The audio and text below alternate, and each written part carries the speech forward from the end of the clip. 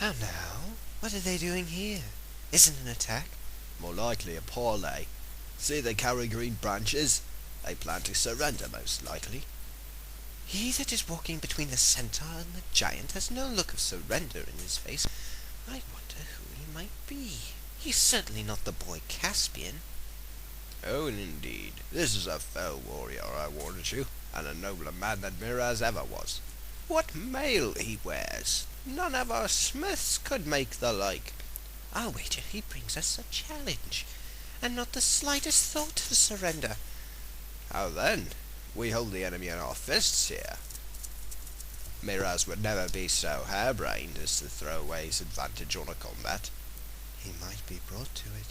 Softly, and move out of the earshot of those sentries. Now, have I taken your lordship's meaning aright? If the king undertook a wager of battle, why, either he would kill or be killed. Is your meaning that if he killed, we would have won the war, and if he were to be killed, we would be able to win this war just as well without the king's grace? For I need not tell you that Miraz is no very great captain, and after that, we should be both victorious and kingless. Is your meaning, my lord, that you and I could hold this land quite conveniently without a king as with one? Do you remember that it was we who first put him on the throne? And in all the years he has enjoyed it, what fruits have come our way, and what gratitude it has shown us? Say no more. But look, here comes the king's personal servant to fetch us to the king's tent.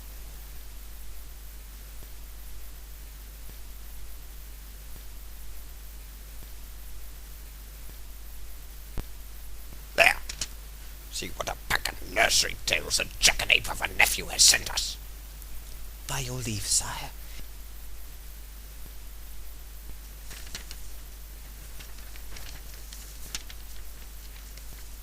If the young warrior whom we have seen outside is the King Edmund mentioned in this writing, then I would not call him a nursery tale, but a very dangerous knight. King Edmund, bah! Does your lordship really believe all those wives' fables about Peter and Edmund and the rest? I believe my eyes, your majesty. Well, this is to no purpose. But touching the challenge, I suppose there's anyone between us? Oh, yes, that is so indeed, sire. And what is that?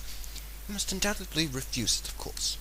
Though I have never been called a coward, I must plainly say that to meet that young man in battle is more than my heart would serve me for, and if, as is likely, the High King is more dangerous than he, why, on your life, my Lord King, have nothing to do with it.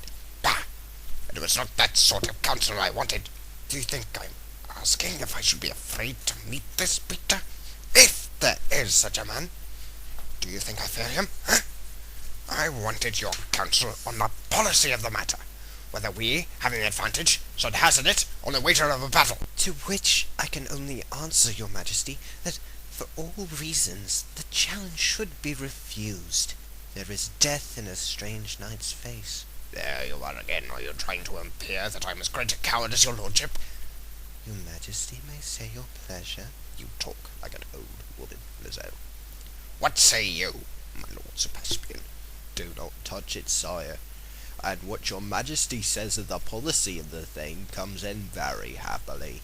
It gives your majesty excellent grounds for a refusal, without any cause and questioning for your majesty's honour or courage. Great heaven, are you also bewitched today? Do you think I am looking for grounds to refuse it? You might as well call me a coward to my face. I see what it is, my lords. You are as lily-livered as hares yourselves, and have the effrontery to imagine my heart after the likeness of yours.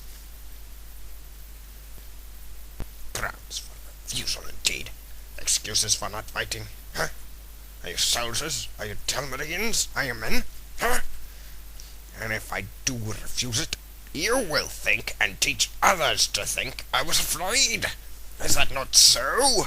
No men of your majesty's age would be called coward by any wise soldier, for refusing the combat with a great warrior in the flower of his youth.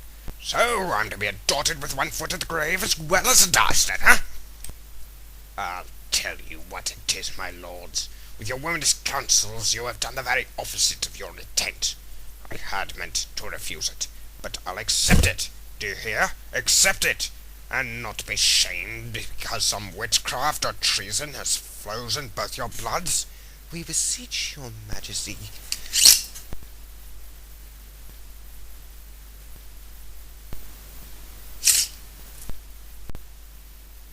I knew he'd do it if he were properly chafed.